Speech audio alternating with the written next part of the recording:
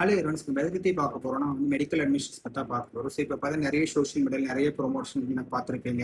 So நிறைய செலிபிரிட்டிஸோ இல்லை வந்து இன்ஃப்ளூயன்ஸோ நிறைய அவங்க வந்து மார்க்கெட் பண்ணுறதை பார்த்துருப்பீங்க. ஸோ நீங்கள் வந்து ஒரு காலேஜை சூஸ் பண்ணுறப்ப இந்த மார்க்கெட்டிங் ப்ளஸ் இந்த இன்ஃப்ளூயன்சர் ப்ளஸ் செலிபிரிட்டிஸ் இதெல்லாம் பேஸ் பண்ணி நீங்கள் வந்து காலேஜ் சூஸ் பண்ணாதீங்க. அந்த காலேஜ் பெஸ்ட்டாக இருக்கான்னு நீங்கள் வந்து டேரெக்டாக வந்து விசாரிங்க. உங்கள் நாலேஜ் என்ன இருக்குன்னு நீங்கள் விசாரிங்க. ப்ராப்பர் ஆத்தரைசேஷன் இருக்கா, ப்ராப்பர் அப்ரூவல் இருக்கான்றதை பாருங்கள். மெயினாக வந்து நீங்கள் இந்தியாவோட அப்ரோட் அட்மிஷன் நீங்கள் பார்க்கலாம். ஏன்னா இப்போ நிறைய அப்ரோட் எம்பிபிஎஸ் தான் ப்ரொமோஷன் ஆகிட்டு இருக்கு.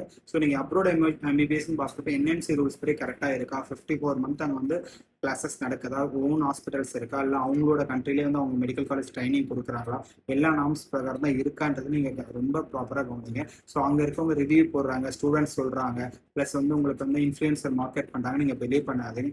ப்ராப்பராக என்என்சியோட கைடன்ஸ் பிரகாரம் நீங்கள் வந்து செக் பண்ணிட்டு அட்மிஷன் போடுங்க. அதான் உங்களுக்கு பெஸ்ட்டு. நிறைய பேர் தெரியாமல் வந்து வேற ஒருத்தர் நம்பி அட்மிஷன் போட்டு சஃபர் ஆகுறீங்க. ஸோ உங்களுக்கு ஏதாவது டவுட் இருந்தால் நீங்கள் நம்மளை கான்டாக்ட் பண்ணுங்க. தேங்க்யூ.